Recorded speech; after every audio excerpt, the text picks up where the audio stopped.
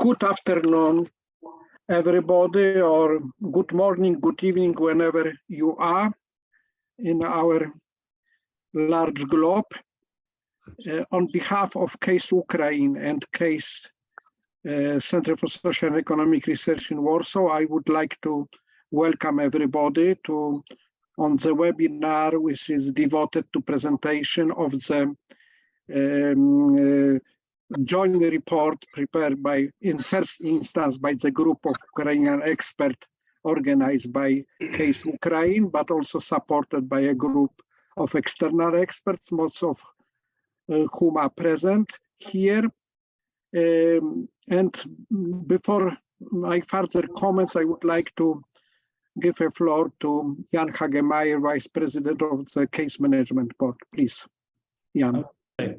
So on behalf of the Management Board of CASE, I would like to welcome everyone to our webinar on the economic priorities in post-war Ukraine.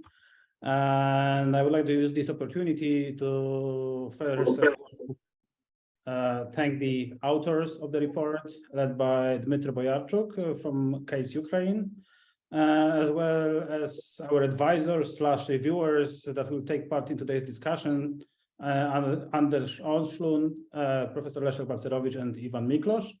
But special thanks are all to Ambassador Jerzy Kozmiński, who came up with the original idea of the project, and the Polish-American Freedom Foundations, who funded part of the works. I also thank the other funding institutions without which this project would not be possible, and they are the digitalization initiative of the Zurich Higher Education Institutions, United States Agency for International Development, as well as the National Endowment for Democracy. At this point, we also have to make a disclaimer that the views presented in the report and during this seminar do not have to necessarily reflect the views of the funding institutions. Thank you, and back to you, Professor Dąbrowski. I just would like to underline that this report was prepared by a large group of experts, large Ukrainian experts, more than 10 people. 4 of them are present as panelists. The main coordinator of this project, Dmytro Boyarchuk, who will just speak and present the main thesis of this report, but also we have 3 other members of the author team, Lyubov Akulenko, Andriy Boytsun, and Dmytro Naumenko, who will take part in the second active part, I hope, in the second part of this webinar, when we already will answer comments and questions. I'm sorry. So before, can I ask everybody to mute, apart from Dmytro Boyarchuk, who will just speak, but all others ask to just to mute your micro, because to avoid noises. The report, it's I would say comparative advantage comparing to many other reports which were presented in the last few weeks and months, is very detailed and puts a lot of attention on the agenda of reforms which must be conducted in Ukraine, and also on condition of these reforms in conjunction with the process of European integration of Ukraine. It's less about, I would say, geopolitics and current tragic developments in the country.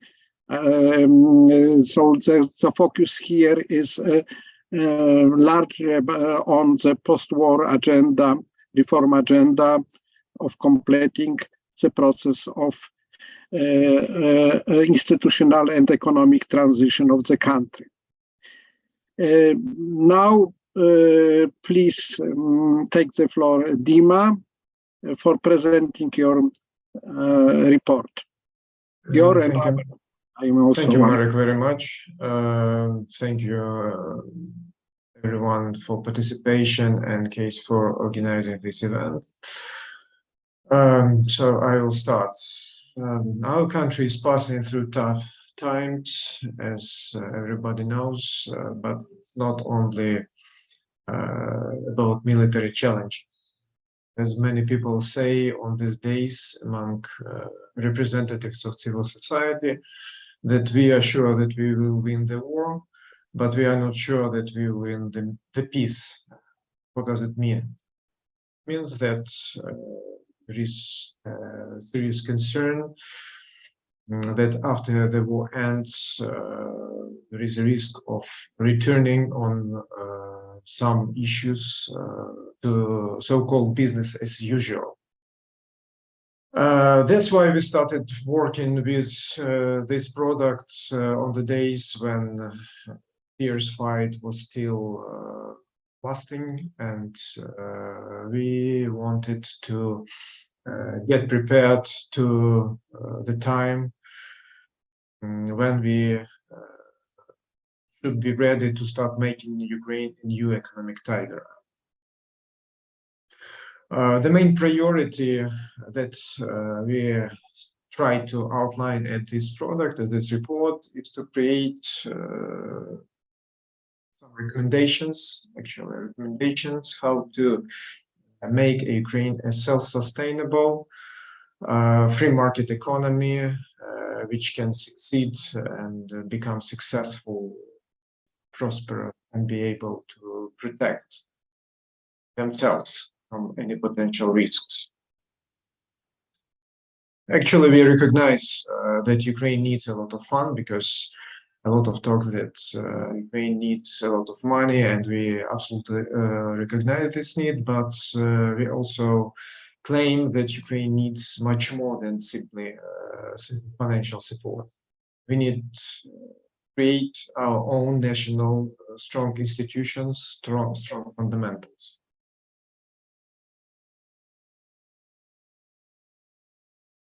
Before the war started, Ukraine was doing quite well, I would say. Almost all reforms were in the pipeline. I can report that macro stabilization was achieved. We had substantial progress with European integration. Capacities of such important institution as National Bank have been strengthened. We've removed all financial misbalances. Land reform was launched, a big success story with decentralization and many other things. So everything was developing. Actually, it was not easy, it was very difficult, but actually everything was developing in, I would say, in the right direction. The war has changed everything. Russian aggression has changed everything. GDP plunged by nearly 30%. We have multi-billion damage to infrastructure, social infrastructure, energy infrastructure. Near 8 million of Ukrainians left. We have substantial progress for now, but our future actually is expected to be very positive. We have the candidate status granted, EU membership was granted, brand Ukraine was recognized worldwide, and I hope it will help us to sell our products and services to the world after the war, and we have an opportunity to rebuild back better. From scratches in many areas. How to use this opportunity? Simple answers which are discussed, that we need to harmonize our legislation with the EU laws, and we need to find money to rebuild the country. The answers probably are correct, but there are the point is that one of the critical preconditions for European integration is establishing rule of law, and this task might take much more than 2 years, as currently the authorities are telling, maybe 5 years or even more years, so it will take time.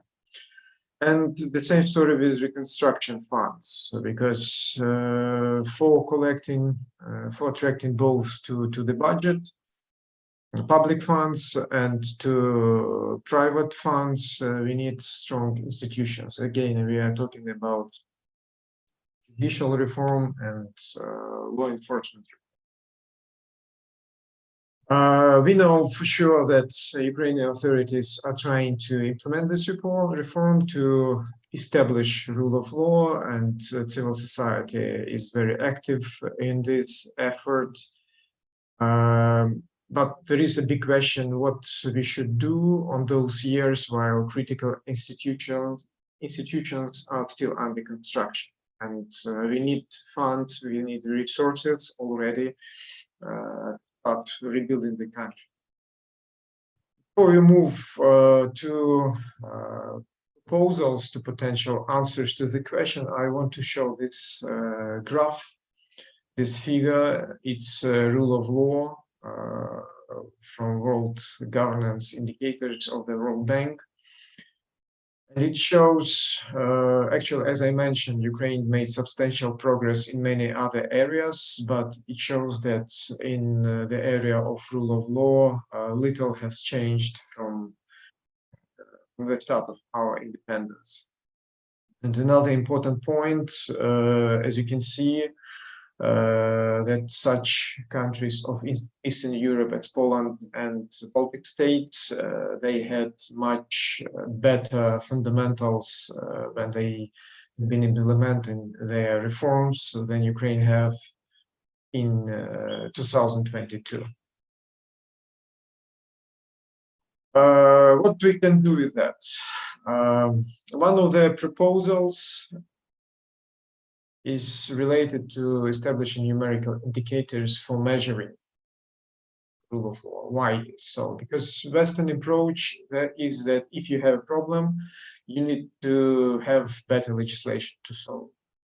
Better legislation is a problem solver.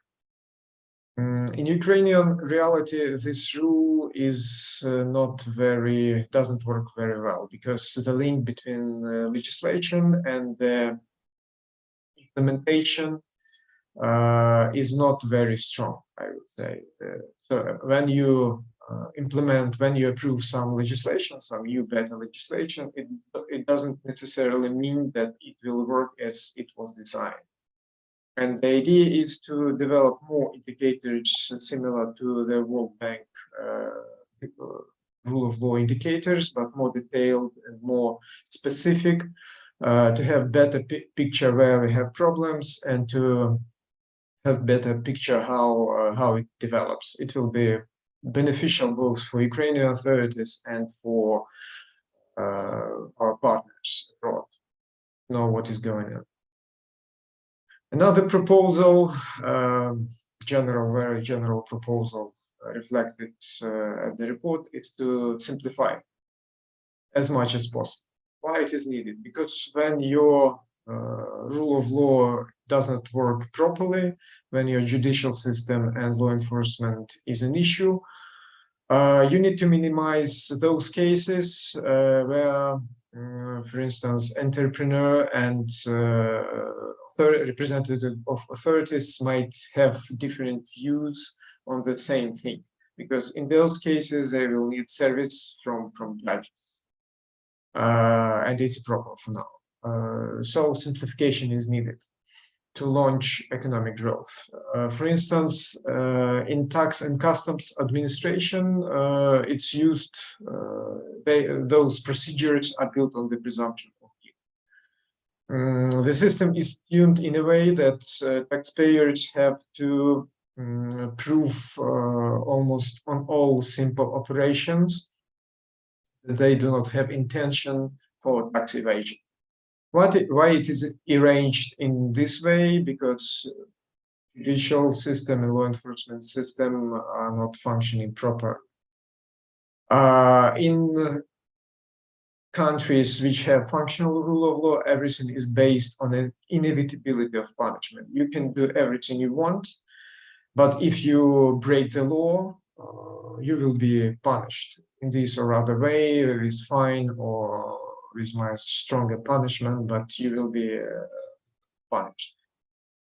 Ukrainian authorities, understanding that they cannot rely on inevitability punishment, they built the system in a way that tax authorities can intervene. In many cases, tax authorities can stop operation, and entrepreneurs are expected to prove they do not have any intention to commit tax evasion. Authorities believe that this approach helps to collect taxes to the budget, but at the same time, we understand that this approach suppresses economic development. Simplification is needed. It's one of the key preconditions to launch growth for small and medium enterprises. And we understand that in the environment of dysfunctional rule of law, sophisticated legislation very unlikely to work. But when we talk about simplification, as I mentioned, we talk mainly about conditions for small and medium enterprise. But it's not enough to become an economic tiger. To become economically successful, we need also foreign investments, big foreign investments. And investors are likely to come to the country which faces lack of problems with rule of law. During the war, there is also the issue of war risks, but MIGA, multilateral internet insurance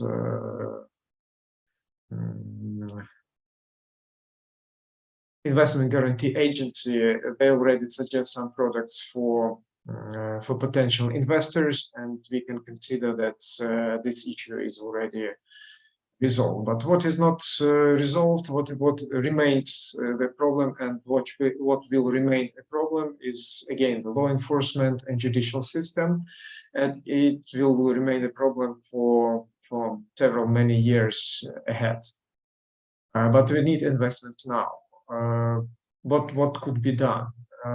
Possible solution for sure is establishing a kind of proxy system for attracting proxy judicial system for attracting investments. We already have proxy judicial system, which is called anti-corruption system. It was recognized as useful, and international community supported this idea. Why don't we create something similar for attracting investments? This system might be borrowed from abroad. It's not, the idea is not new. The cabinet already for many years considered and discussed possibility for applying British law to some cases which include foreign investments. But the problem with this approach is that it works well for two private entities, but it doesn't work well for when you have relation with the state, with state bodies, with law authorities, with law enforcement authorities, because ruling of foreign courts, they do not have instruments for enforcement case of state bodies. And we know many cases when Ukrainian businessmen applied to foreign courts, they received positive in their favor, but it changed them nothing in Ukrainian environment. What can solve this problem? We consider that this might be a collateral located abroad, because it means that in case of ruling in favor of a businessman, of investor, there will be some fund which could be used for compensation to the businessman. Those confiscated, those funds could come from confiscated Russian assets for collateral. For sure, those funds could be used only for rebuilding needs for Ukraine, but to be used for this kind of proxy judicial system, they should be located in foreign jurisdictions under supervision of trustees. Important point in this context that we see that J7 are not very eager to confiscate Russian funds. In my personal opinion, it's not a big issue on technical instrument of confiscating funds, but it's an issue of trust to Ukrainian institution. So if those funds could be used for as a collateral in interaction of investors with state bodies, they could be used for compensation in case some conflict appear and a person or business applies and receives some ruling in their favor. And also those funds could be used as an incentive for Ukrainian authorities to speed up process of reforms, of judicial reform, under the formula money in exchange for reforms. So three things that Russian funds potentially confiscated could bring to Ukraine. First of all, rebuilding and reconstruction. Second point is help with creating of temporal judicial system for attracting investors. And third point is related to as an incentive to speed up the process of establishing national rule of law. So the rule of law, judicial reform, law enforcement reform looks as a main priority for now. There are many other critical reforms which should be also addressed. As I mentioned before the war started, we had progress almost on all directions. This progress was in some cases not very big, in some cases much better, but in general we have been moving in positive direction. And those reforms, this list is not exclusive. It doesn't include everything what should be done. The report you can find more information, but I should mention public administration reform, which presume that we should move from loyalty-based policy to merit-based policy, anti-corruption policy and public spending control, which are very important in the context of potential rebuilding and rebuilding process, rebuilding projects. Privatization and corporate governance, I think Andriy can give more details on that. Decentralization reform, continued decentralization reform. It was a success story, but we have some concentration, power and centralization trend in the context of the war. So as soon as it's possible, return to decentralization move should be resumed. Energy sector reform, liberalization of labor relations, and adjusting social policies, because after the war a lot will change. We already see substantial changes in demographics, also due to migration, and a lot of people will be injured by the consequences of war, and social policies should be. That's all on my side. Thank you very much for your attention.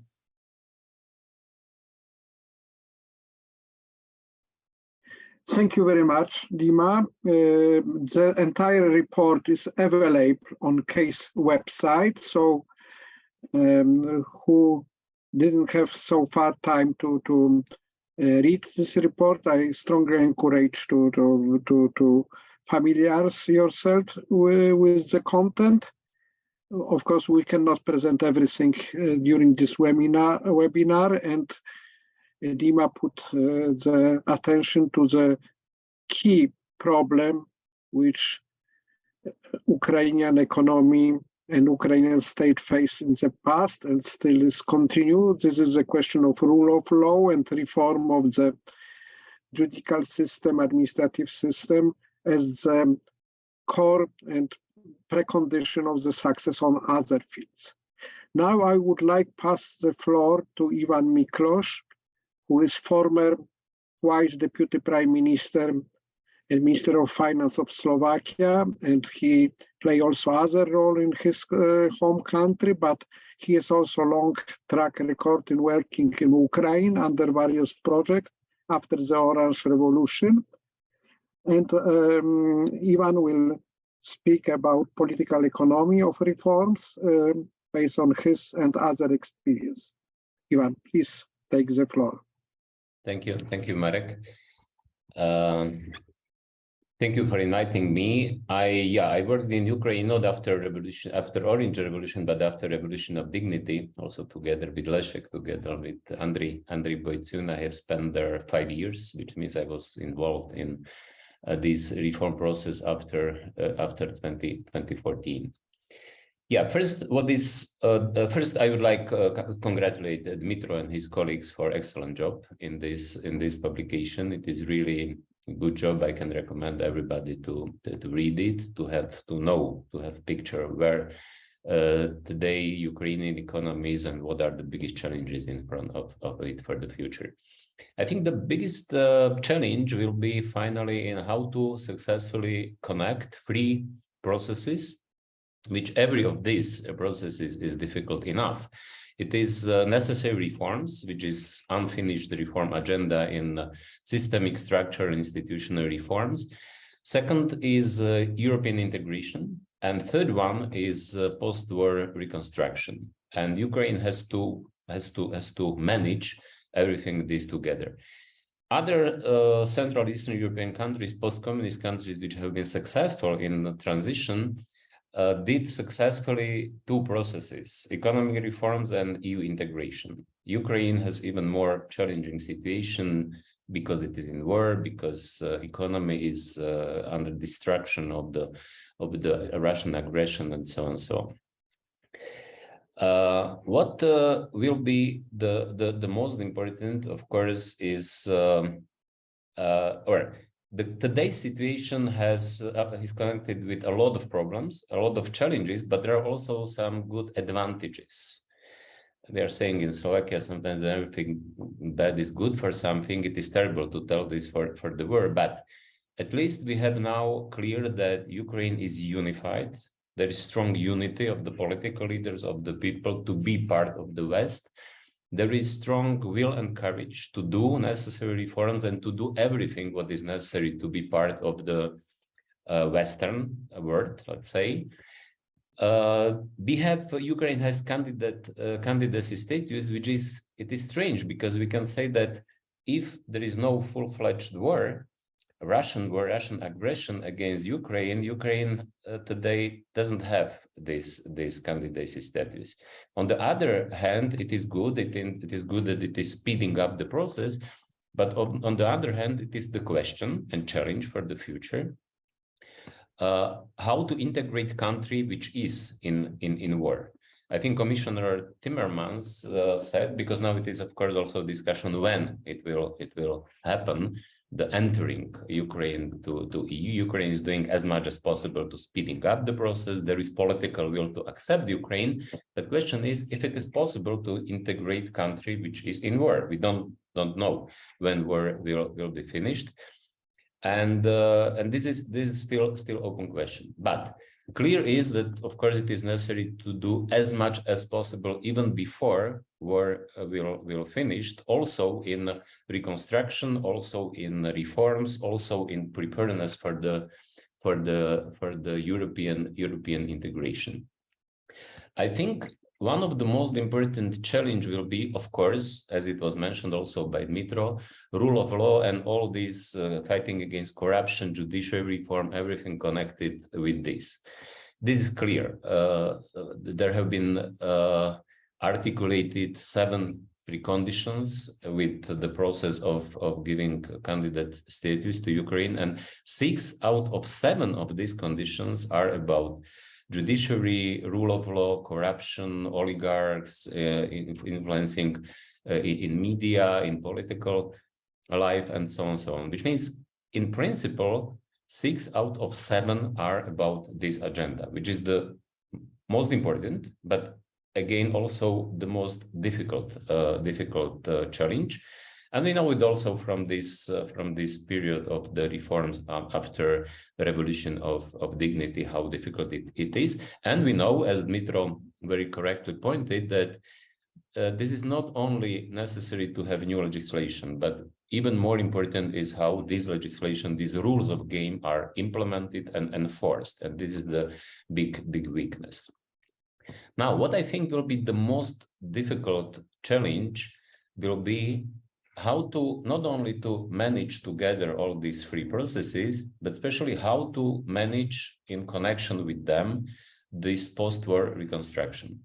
It will be necessary to spend a lot of money, also public money, international money, domestic money, but it will be impossible to be successful without attracting a lot of private foreign direct investment. This is the key.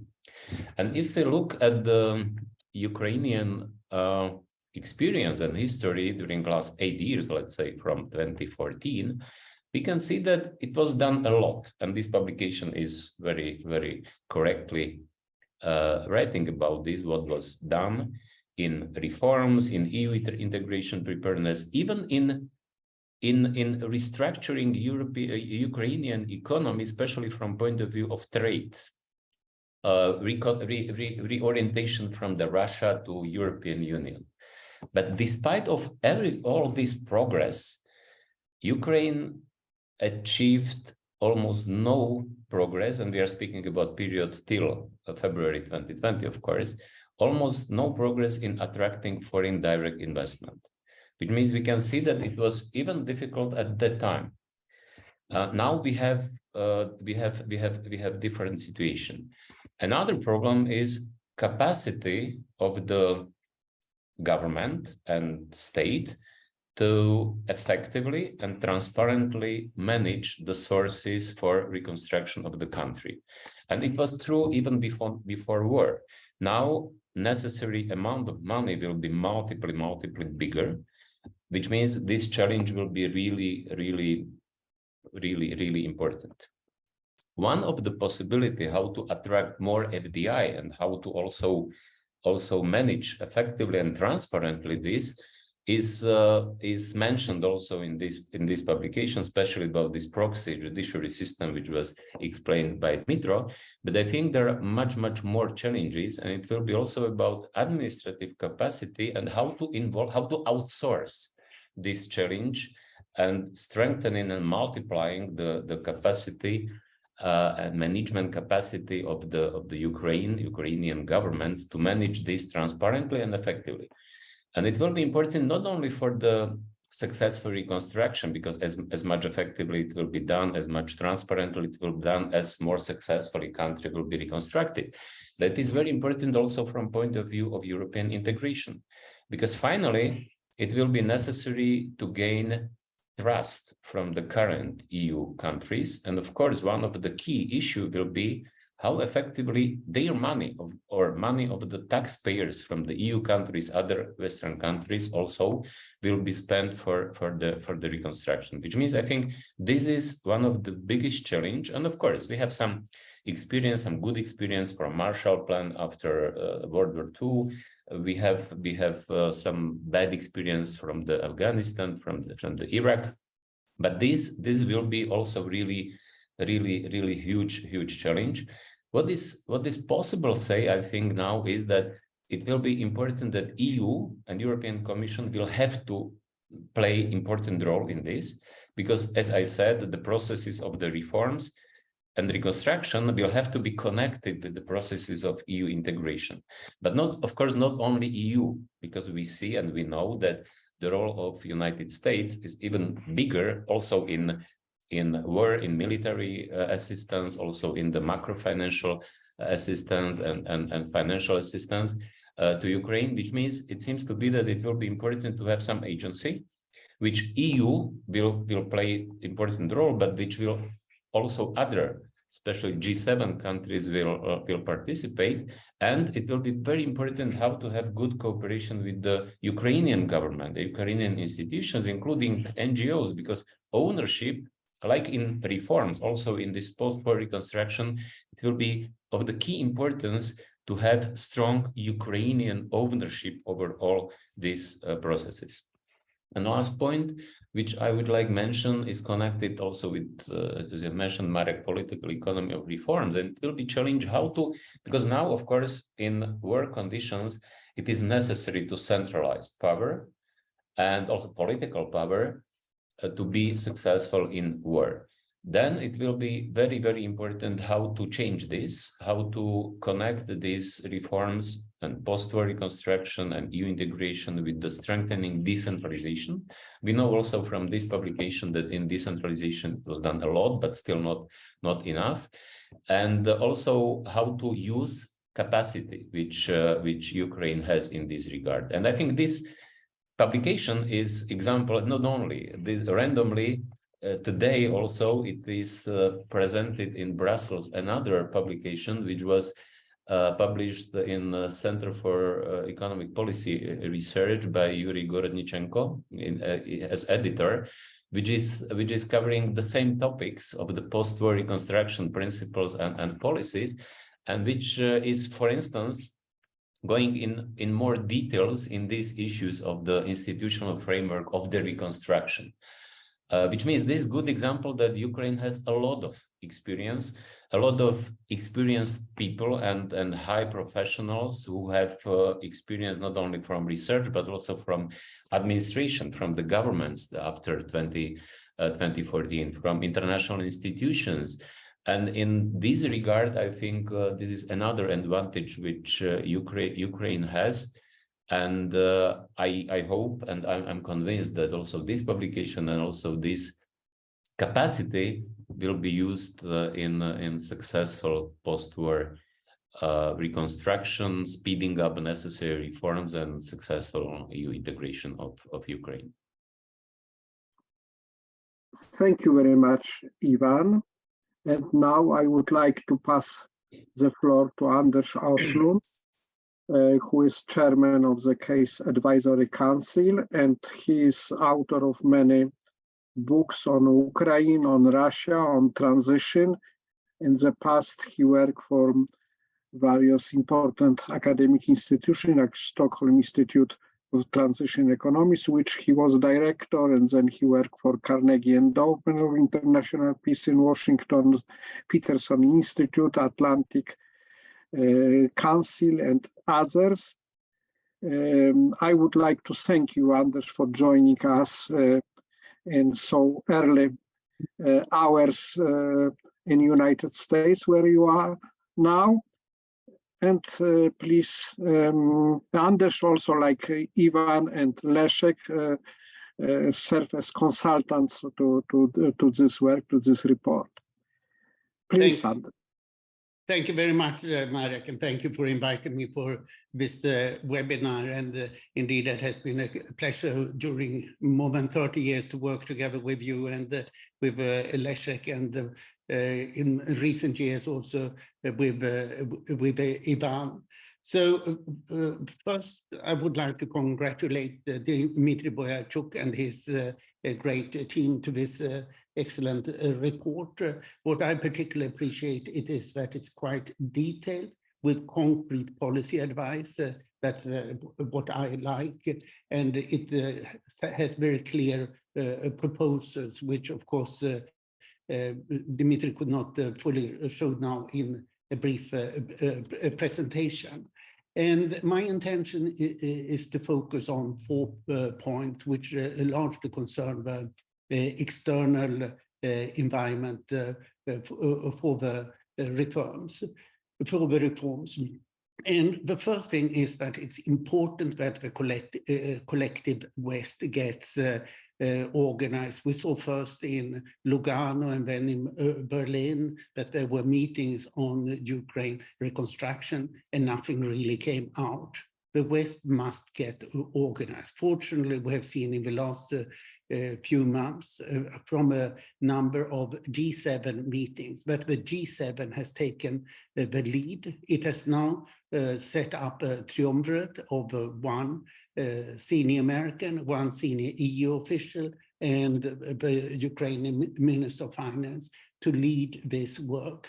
But so far, a strong executive is missing and should be there.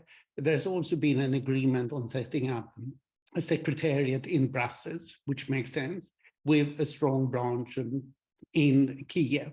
So, and there is also a fund being set up, a trust fund to manage money. So this is a good step that has been taken. The second issue is the financing, and it is vital to acquire sufficient war reparations from Russia.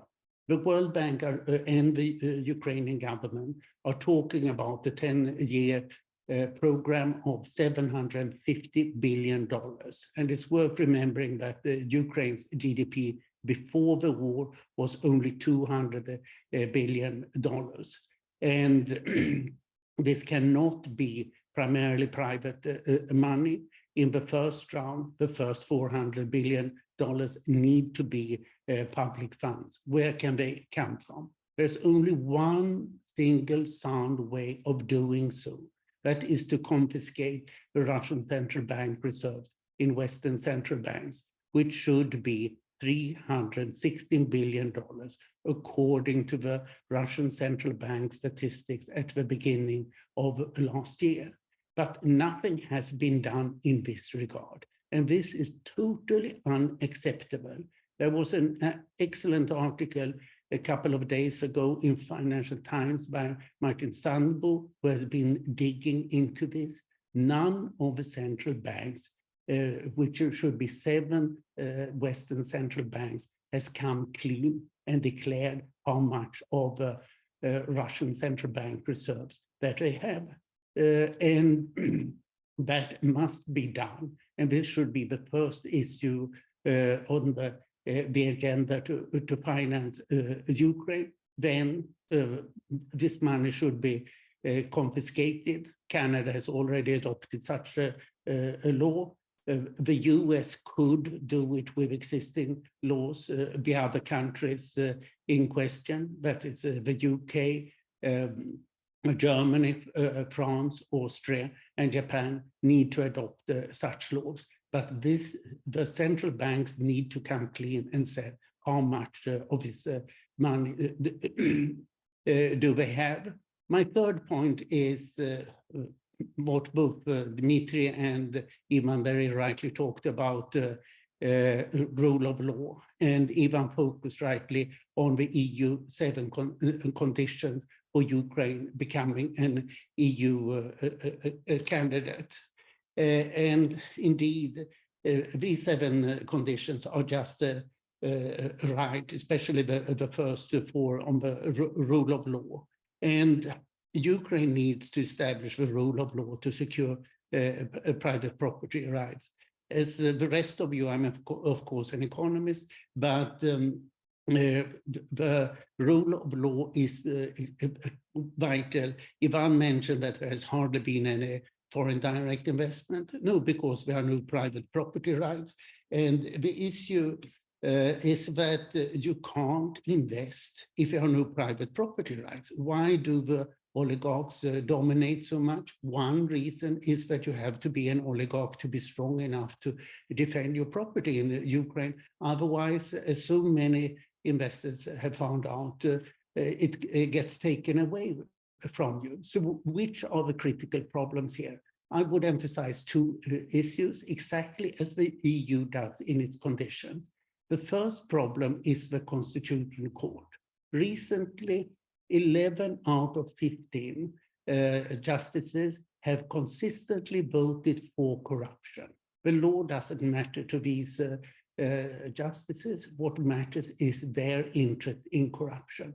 The Ukraine needs to clean out its judicial elite. The same is true of the Supreme Council of Justice, the other central legal institution, which is dominated by corrupt lawyers. And the EU has now finally come to the point that they are not saying, oh, we have to go slowly and we have to respect local conditions. When it comes to rule of law, there must be a cleaning up from the top, because these institutions, both the Constitutional Court and the Supreme Court of Justice, are inscribed in the Constitution, so they are covered by the Constitution. The different bodies of lawyers are defending one another, and what we are defending is corruption, and this is totally unacceptable. It's often said about Bulgaria and Romania that the EU went too fast. No, the EU went wrongly. It was too soft, and it's the central legal bodies that need to be cleaned up from the top. And looking around the post-communist world, the problem has by and large been that the reforms have done by economists, and economists, of course, don't know law. And I can only see 3 countries that have been successful. East Germany, where West German lawyers cleaned out the East German legal system. Estonia, which actually had a good judicial reformers early on in 91, 92. And the third example is Georgia, Andriy Saakashvili, who's of course an outstanding lawyer, and he brought in other outstanding lawyers. And it was a tough clean up from the top. So therefore, I'm much more optimistic about what can be done, but it needs to be done from the top early on. And this is perfectly possible, and this is beside the anti-corruption system. We can see that the anti-corruption system does a good job in Romania, doesn't work in Bulgaria. It seems not to be doing a good job in Austria, but the fundamental thing is we need to see an improvement in the real judicial system. My 4th point is that the EU needs to respond by opening accession negotiations as soon as possible. And I should conclude by saying that I'm quite optimistic about Ukraine. I was involved at the Orange Revolution. I was involved in the beginning of the revolution of dignity. It was much more substantial then. You can say that the Orange Revolution was like a fairy tale. It was too easy. And Ukraine came into it with a growth rate of 12%, the highest ever.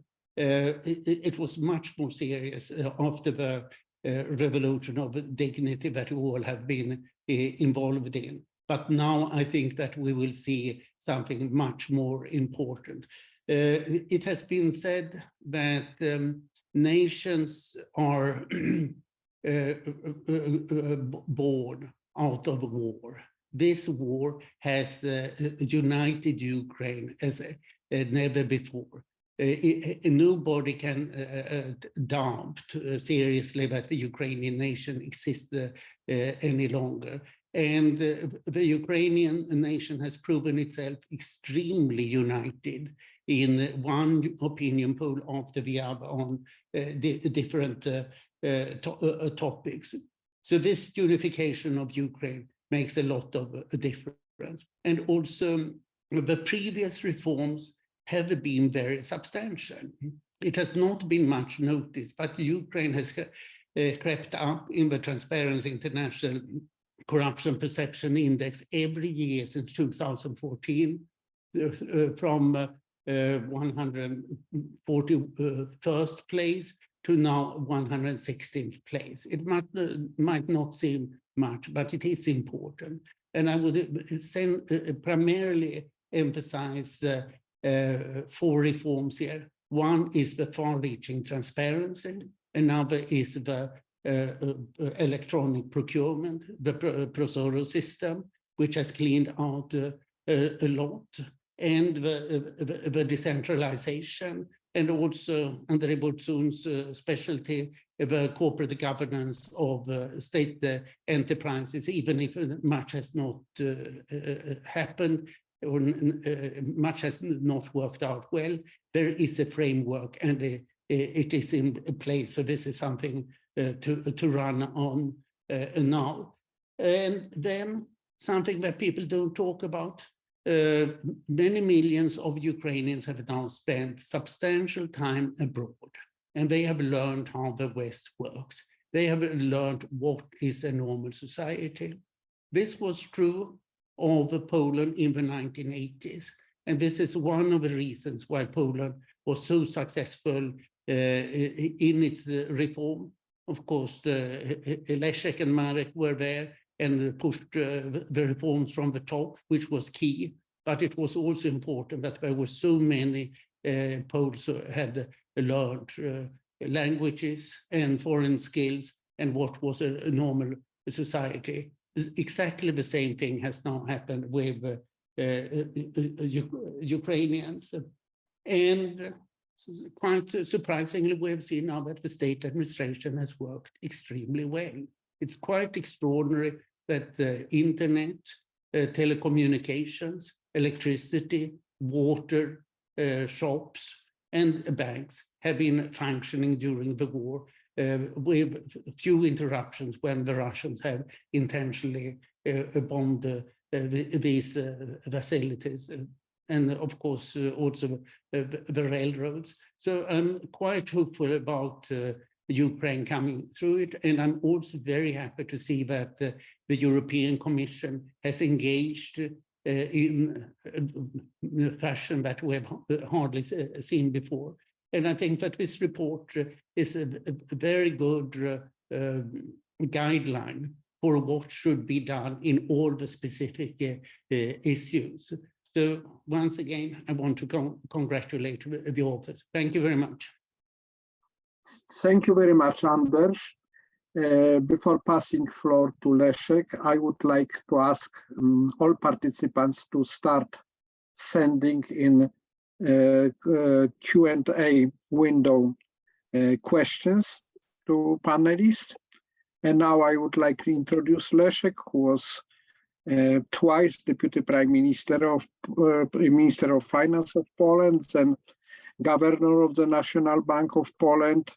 He also had opportunity to work on several occasions in Ukraine, most recently co-chairing with Ivan Mikloš the international project after the Revolution of Dignity. Sorry for making mistake earlier. It was not after Orange Revolution, but after the Revolution of Dignity. Please, Leszek, take the floor. Thank you very much. I also think this is a very good report, both on diagnosis and on proposed reforms. Launching these reforms obviously presumes that Ukraine wins the war with Russia, which requires further continued support of the West. It's very important that we make everything possible so that the military support for Ukraine from the West continues. Now, some remarks on the reform proposals. I agree with the focus on removing this massive widespread corruption, which links to the rule of law and to massive deregulation. So we have these triangles. I think it would be useful if there's a further study of countries which used to be plagued of massive corruption, but remove it. Perhaps the World Bank would have some experience, and this could serve as a model for Ukraine. Second, more detailed remark, don't try to reform state-owned enterprises as you propose. Privatize them. The only effective therapy for state ownership is privatization. Extend privatization to sectors which are thought that they should be in the state ownership or control, including education and health service on the supply side. As a guiding principle, not only for Ukraine, one should stick to competition. Competition should be introduced whenever it's possible, and it's possible to extend competition. Finally, it's very important to think now how to dismantle the remnants of the war economy after winning the war. If there are certain mechanisms. And the last remarks on mine is to think now how to strengthen political competition after winning the war. Thank you.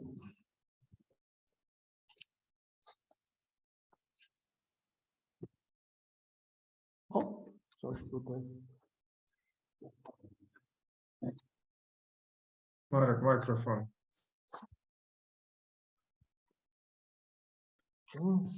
Thank you very much, Leszek, for your very concise remarks and underlying the importance of post-privatization competition. Indeed, these are the key, I think, measures, especially privatization, which was somewhat forgotten in the last decade in Ukraine and also perhaps in other countries. Okay, now I am still looking for questions. I don't see them. So let me ask remaining panelists, Lyubov, Dima, and Andriy, do you want to add some remarks on your own? Yes. Hello to everybody. So if you don't mind, I could add some remarks regarding the specific topic of the European integration that have been mentioned a few times today. So because we're just specifically dealing with it in our think tank, so Ukrainian Center for European Policy in Kyiv, and if to talk about our future possible ways of accession to the European Union, let's say that there are two groups of factors. So one, the exogenous, that currently the situation in the European Union regarding its own enlargement, which is not known now, and so-called Ukraine homework. And our candidacy, as Ivan rightly noticed, came to us unexpectedly. So it's comparable to the situation when our country appeared on Mars, and was able to jump, to overcome many steps at one jump. Of course, from one perspective, it's a huge opportunity for Ukraine, and this window of opportunity must be exploited by our country. But from other perspective, it's a very difficult, fundamental process that's currently ongoing, as well as in the European Union inside, and Ukraine is currently preparing itself to step into the negotiation process. So if you talk about the country accession, and to be more specific, so we need to answer to ourselves what would be the balance of interests now in the European Union regarding the next wave of enlargement. So because it's a very complex undertaking now for the bloc, involving the different interests of European Union member states, involving the Western Balkans factor, and involving a revision of the latest version of the enlargement methodology. So all these issues are to be tackled. So before Ukraine will enter to negotiate Brussels regarding its accession. And in our homework field, it's obviously that Ukraine must do as much as possible prior to opening accession. I mean, to ensure the most favorable position. So, what do I mean? Currently, we need to concentrate on fulfilling of the so-called pre-accession 7 criteria.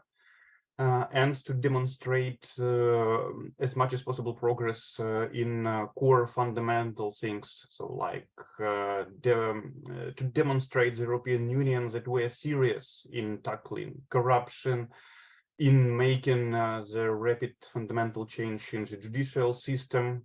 Very important to demonstrate that our democratic institutions are not eroding, during the war times, because currently we are sending very alarming signals, to Europe with, all the shifted balance of interests to the presidential office, and it's growing its informal power. So in fact, that we attacks on the former reformers that made a lot in corporate governance reform, so etc. etc. So we need to get rid of it. Plus, from purely technical perspective, we need to negotiate the European Union now, just how to plan our accession. So because we cannot be stuck to the pre-war enlargement methodology, which currently doesn't take into account our war times peculiarities. So what do I mean? That our accession talks will start from a very difficult ground because we need multi-layer support by the European Union. So let's say a kind of emergency support, probably involving some pre-accession funds. So we need very complicated planning of their structural reforms. So I'm talking about trade issues now, which are currently in many meanings are emergency. But regarding the sectoral things, in which the war has drastically changed the situation. So I'm talking about agriculture, energy, transport sectors. So there are so many adverse impacts that war made that it needs to be revised. So I'm talking about some conditionalities or concessions which need to be wisely planned by both sides, Ukraine and the European Union, to avoid the false or over-optimistic expectations. So when we just will be stick to the fast-track accession that our government wants, or the European Union will be too optimistic regarding our reformistic efforts, we need to avoid this frustration. So as the European Union did these mistakes at the Western Balkans, putting not enough pressure, because another very dangerous signal that Brussels may say that, okay, please guys, we understand that you are in the wartime conditions, and we will not put very much pressure on you, and our political elites will be very happy to postpone and just concentrate on receiving some funds from the European Union.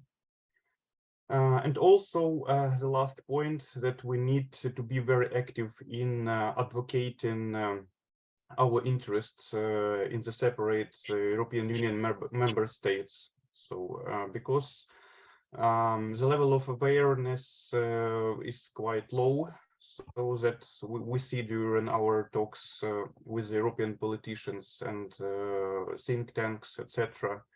So because before the war, the main knowledgeable center of decisions was the European Commission. So indeed. And in this regard, the voice of civil society and the think tanks should voice louder, and to to assist the accession progress, just to provide independent and non-biased view of their ongoing processes.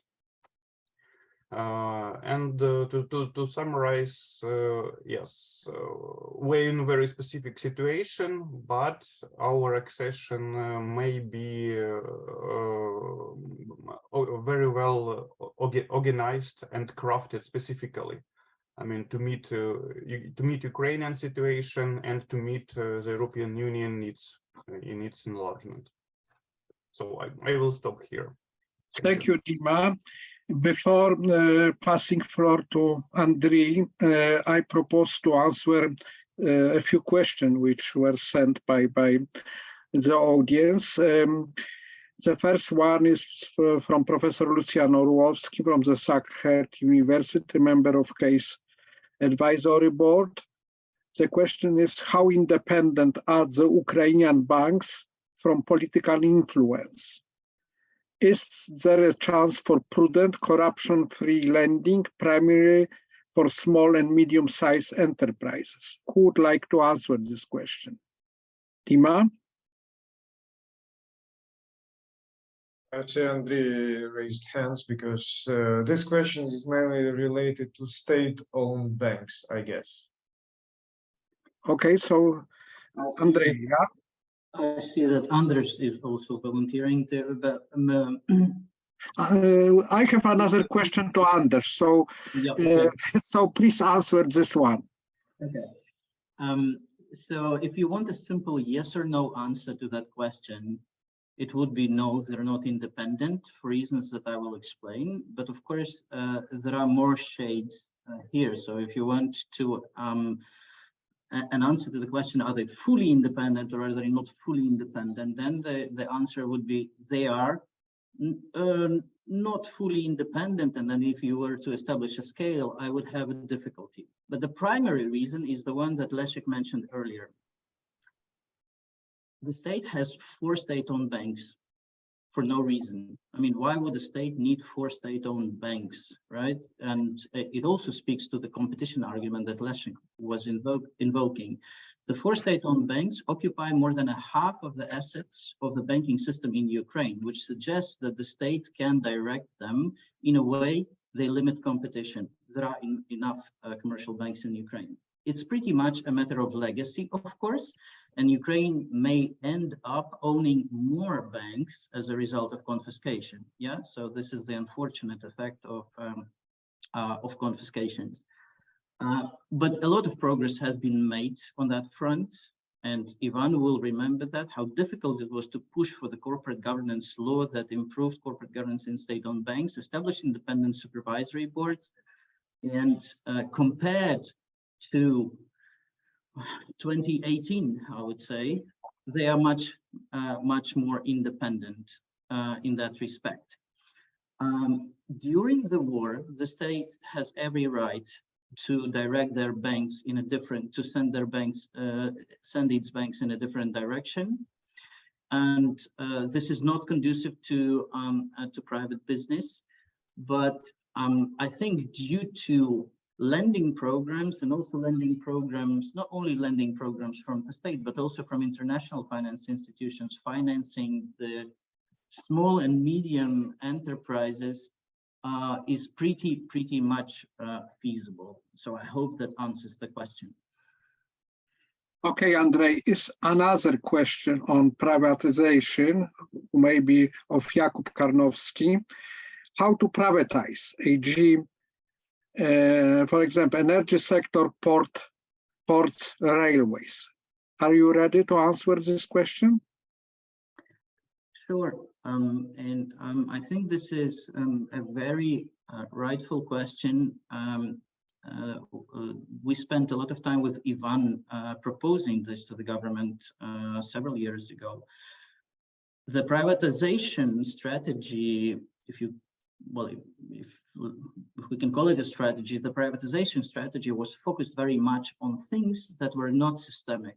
Yeah, and it was a very small fraction of the state-owned enterprise portfolio that was proposed for privatization. And frankly speaking, we run a weekly digest called the Ukrainian State-Owned Enterprise Weekly, which reviews the progress, and most of the privatization, relatively large privatization deals, have run into some legal issues or obstruction of vested interests. But if your privatization, as we discussed it with Ivan at that time, is a major solution to the corruption problem, then if you propose 8% of the SOE portfolio for privatization, then you solve 8% of the corruption problem. Yeah, so we should be focusing on the big things. And on my part, personally, I believe that now is actually a good momentum to change that for the reasons that were mentioned earlier. It is now the time for the state to learn to interact with the private sector. Yeah, and if the state should change its role from running businesses to enabling the business environment, to enabling the private sector to work. And that means that it should focus, redirected focus to privatizing very, very large companies or parts of large companies. So Jakub serves on the supervisory board of Ukrzaliznytsa. He was the CEO of the Polish railways. He did the unbundling. He knows very well. He did it in 2012, 2015, I think, approximately. The unbundling of the Polish railways. Yeah, he unbundled the cargo business, which became quite successful, and even went on to buy the Czech railway operator in the future. Why would that not be possible for Ukraine? Because this is not part of the discussion. This has not been part of the discussion, or a very limited part of the discussion to date. So privatizing very large parts of the transport infrastructure, I believe that airports can be private. I believe that seaports can be private. But then we get back to the issues with which Dima started this conversation. What is the legal framework for the operation? Because very often it will involve demonopolization. Very often it will involve changing the rules in the sector to enable the working of the private sector. So privatization as such will not work here. But if we change the rules, and if we change the discussion to focus on the real, on the really important part of what is owned by the state today, then I think that Ukrzaliznytsa should be up for privatization. Then I think that Ukrainian Seaport Authority should be up for privatization. Then I think that the Boryspil International Airport and other airports should be up for privatization. And Jakub, does that answer your question? Thank you very much. Thank you very much, Andriy. Now there is a question addressed personally to Anders by our long friend of case, Peter Michaj from the Corvinus University in Budapest. Don't you think that first country to confiscate Russian assets must be the United States for obvious reasons? Anders, you can also add your comments to the banking or privatization if you want. Thank you, Marek, and thank you, Peter. Indeed, I think that's perfectly right.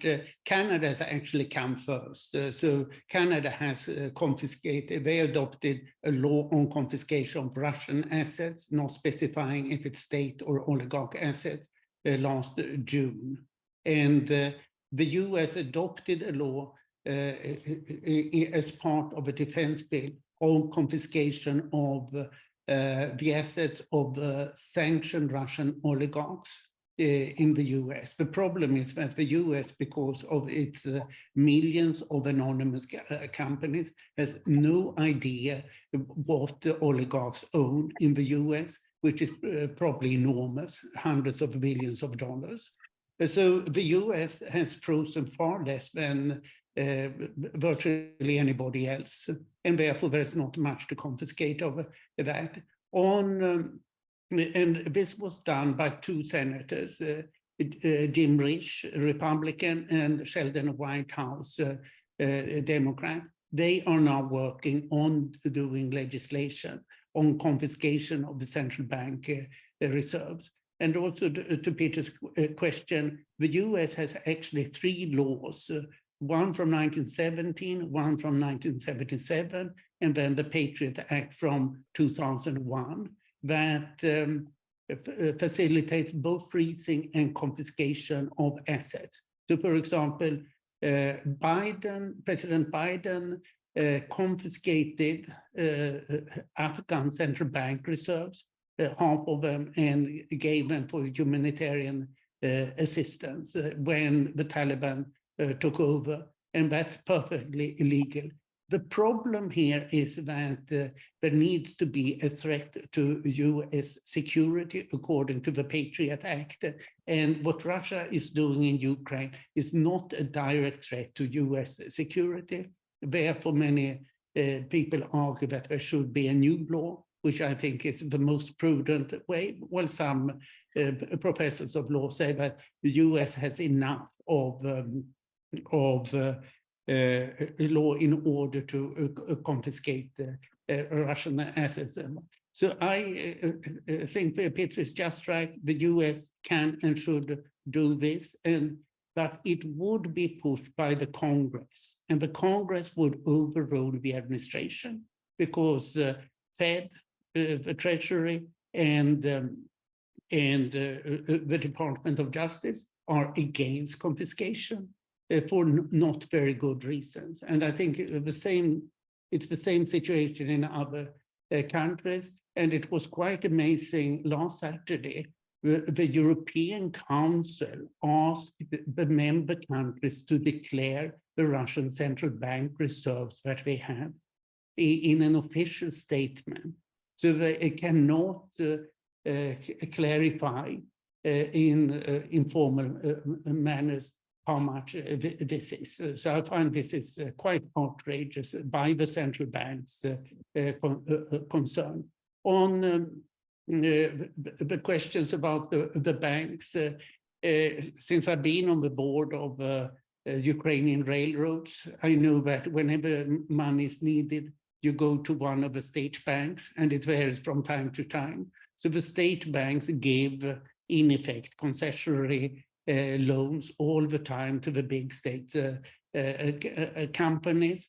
And these four big state banks, as Andriy rightly pointed out, exist for no good reason. They have 60% of all the banking assets. So this is a big problem. Bank should basically have been privatized long ago, and Privat Bank should follow. Oschat Bank and Exim Bank should also be privatized.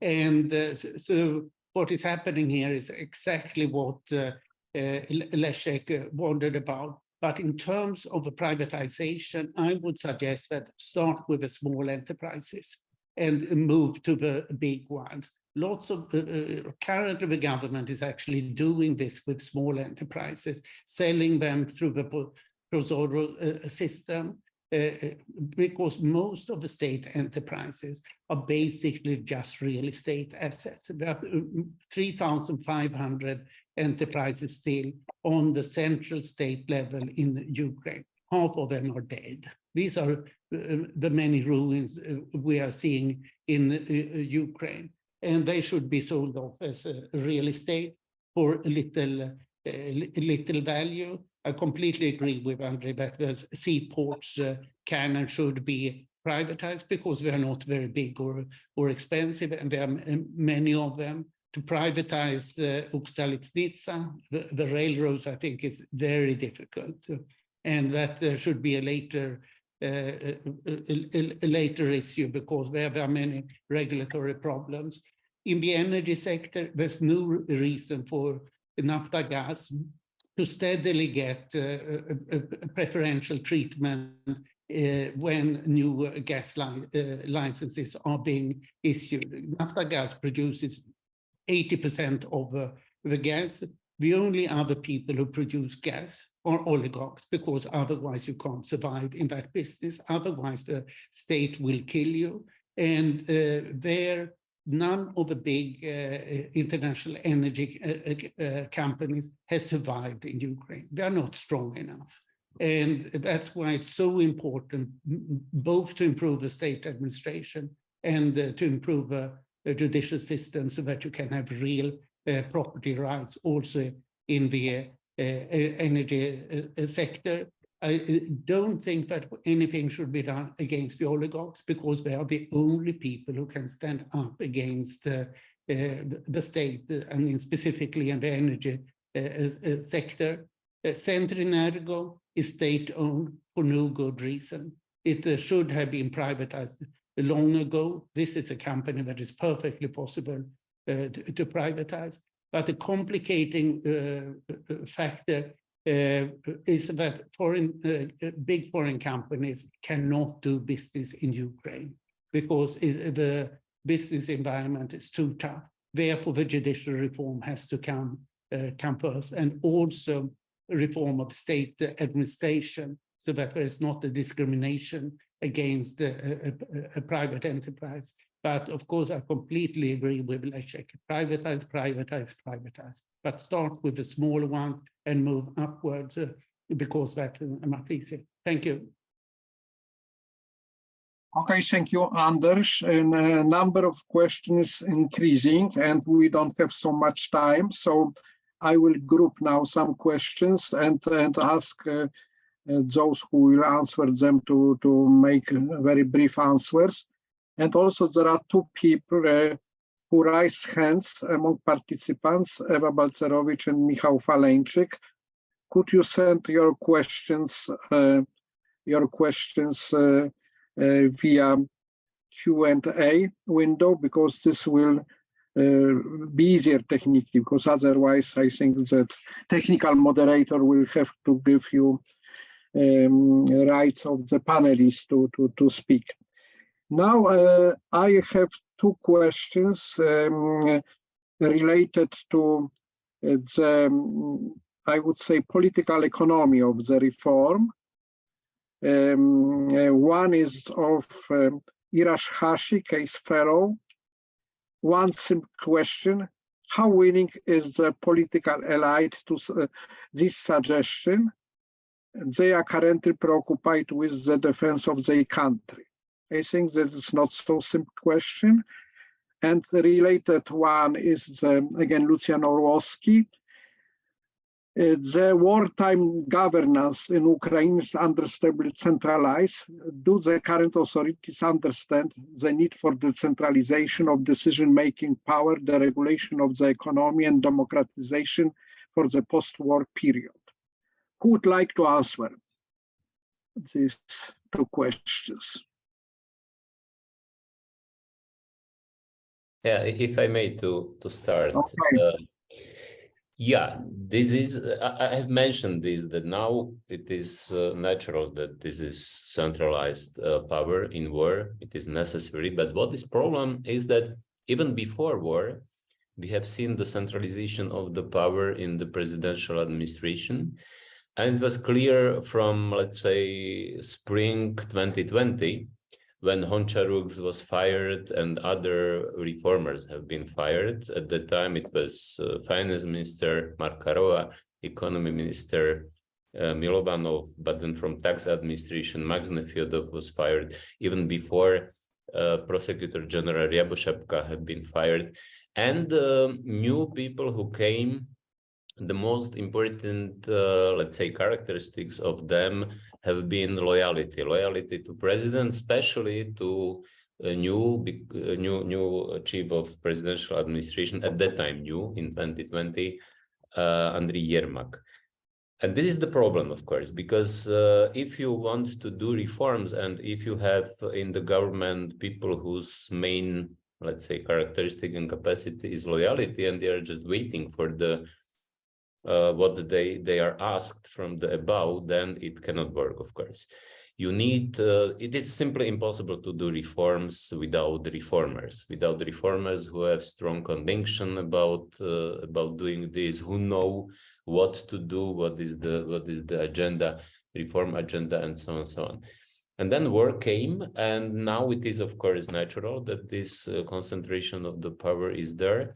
But question will be, after war will hopefully finish as soon as possible, and by decisive victory of Ukraine, how government will be, how power center, let's say, will be able to understand this and to manage the processes of reforms in in another way, including decentralization, because as also this publication is pointed very rightly, it was some progress on decentralization, but still it is a lot of what is necessary to do. For instance, real strengthening of the regional self-governments, not just to have them as the receivers of the tasks and commands and so on and so on. Which means this will be a real challenge, I have to say.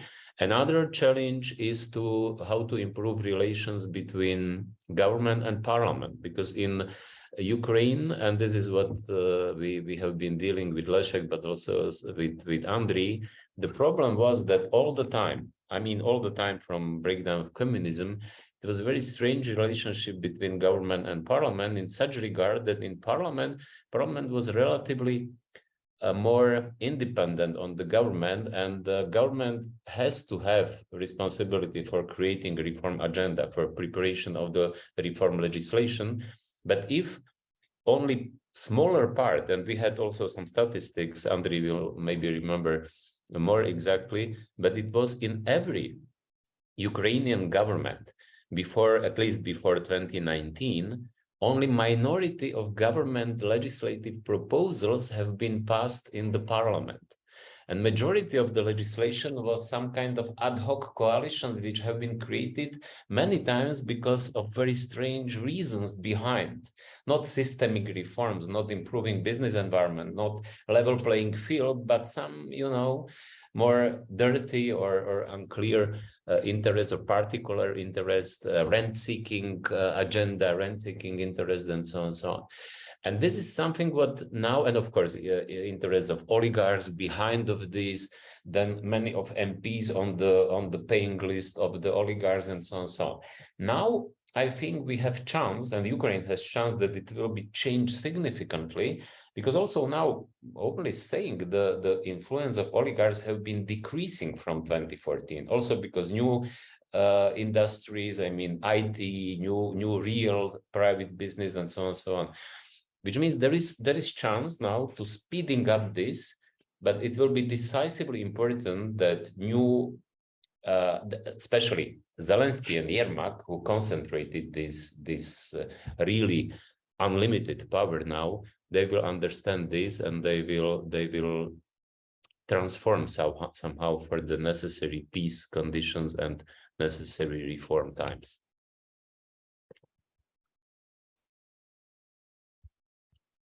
Unmute. Yeah. Andriy, do you want to add something? Yes, thank you. So I agree with Ivan, and the relationship between the parliament and the government is really an important thing.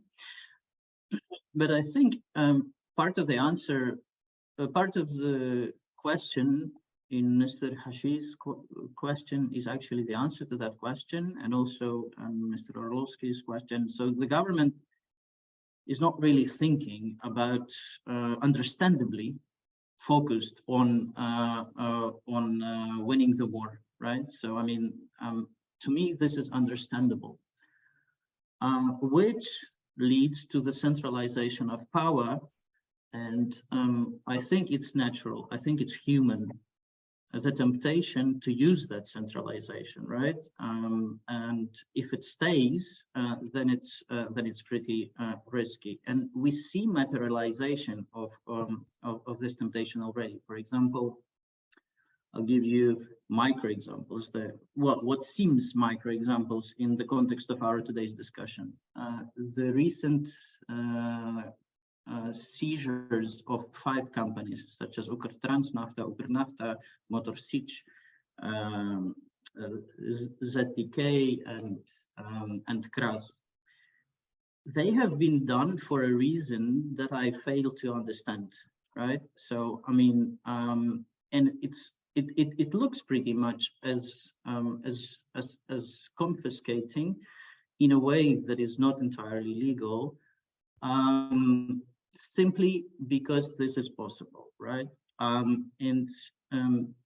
look at the, again, to make it even more micro, if you look at the supervisory boards that were installed in those companies, they do not comply with the requirements of the laws, simply meaning that they're not necessary, that they're pretty formal, right? So these are the things that I think need to be, and here comes the role of the professional community and the civil society to point the government to those things in a way, in a constructive way, right? Saying that this is going back to the rule of law with which this discussion started. If we want to a country that is about to integrate to the European Union, if we want a country that needs modern institutions, we need to care about the rule of law now. And then I think this decentralization of power and more room for private initiative will be possible. But like I said, what we have is the centralization tendency right now, and I think it's just pretty natural to have the temptation to use that. Yes, thank you. Dmytro Naumenko, do you want to add something because you raised hand? Yes, yes, indeed. Just my some personal speculations. So, if you allow, so of course the current political elites understand this, and you know, they started the course on concentration of power even at pre-war times, and this situation, this dramatic situation, gives them even more leverage. I mean, for concentration. And what's more important, it gives Zelensky, Sluga Narodu party, etc., a chance to make even the next round of elections using the extremely high popular support now. And this strategy will be pursued. I mean, just to make re-election, to just to replicate the situation of just mono majority, yeah, in the parliament, etc., etc. And when the war would end, to avoid the situation, I assume it would depend on two factors. So first one is the position of the civil society and the active part of the society, just to in its attempts just to resist it, to resist the erosion of democratic institutions. And the second factor will be position of the European Union and the Western donors in broad meaning. So it's very important to make our accession and issuing the funds for reconstruction, to make them conditional, I mean, to this democracy institutions factors. So because this is the only affordable and available stick which would prevent I mean, our elites from concentration, because it would be a situation for them when, you know, they will be facing each time the possibility of economic collapse, and our country will be strongly dependent from the Western financial support in the foreseeable future. And yes, it needs to be employed by Western allies. I mean, just to set this red line, yeah, which I mean, our political elites wouldn't dare to cross. Thank you. Thank you. Because we are approaching the end of the scheduled time, I will ask the last question. This question of Leszek Konsek from the World Bank: how to reduce doing business risk for private investors with Russia as a neighbor? Another, I think, not easy question to answer. Who would like to answer? Well, it's easy to answer, difficult to implement. One has to win the war with Russia and lastingly weaken Russia. So it's very clear what should be done. I And think of course it involves the necessary and continued and stronger support from the West. And to give Ukraine guarantee of the safety in future, yeah. which means to become a Ukraine member of NATO. okay, thank you very much. In remaining 2 minutes, I would like to ask first Dmytro Boyarchuk, do you want to say something at the end of our? Yes, actually, I see two questions at the chat. They are interrelated. The first is so it is clear that President Zelensky, as a perfect country leader in the wartime, will be elected for the next term. So question is what he and his administration is presenting as a reform program for Ukraine. And another question, how willing is the political elite to the suggestions? They are currently preoccupied with the defense of their country. It's absolutely true that for the moment, the main issue on agenda for the leaders is to get the victory, and it's the main, how to say, talking point for them, and they do not have any clear plan of post-reform reconstruction and recovery. Everything what they touch is related to a kind fast harmonization of EU legislation, but actually they mean that, at least it sounds like they mean that they will copy EU legislation. They plan to spend 2 years for this exercise. And the second point, that they will manage to secure sufficient funding for rebuilding. So this is the plan as it looks from the messages for now. Make copy-pasting of EU legislation, and second point, keep asking for money from the West. At some stage we will receive those money, we will spend them, and we will rebuild the country. Luckily, there are people in the government who understand that this plan is too simple to become the reality. But for sure, for the moment, we can say that a kind more sophisticated plan of reforms is not considered. And as Ivan correctly said, it's not about government; it's about places of making decisions. At that level, I'm not sure they are ready at the moment to discuss, to talk about the story. But I'm absolutely sure that there will be the day when they be puzzled. Okay, what's next? What we do next?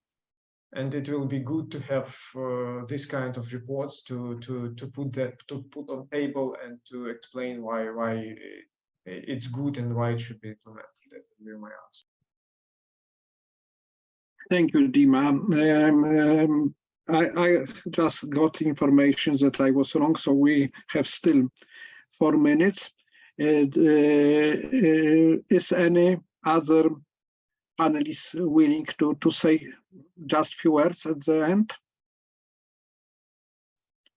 If not, let me to say a few words. First, I would like to thank all panelists and also all participants who asked questions for the active participation in this webinar. I also would like to thank case colleagues, especially Jan Hagemeyer and Magda Konopacka, for organizing and preparing this seminar and helping in technical running.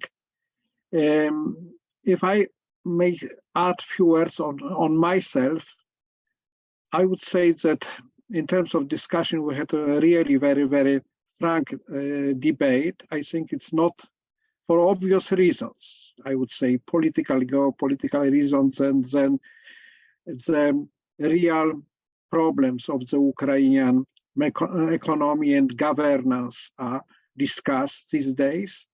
but I think it's absolutely necessary to move forward with reforms and with perspective of EU integration, which both things are closely interrelated. I'm very grateful to Leszek, Balcerowicz, to Andriy Boytsun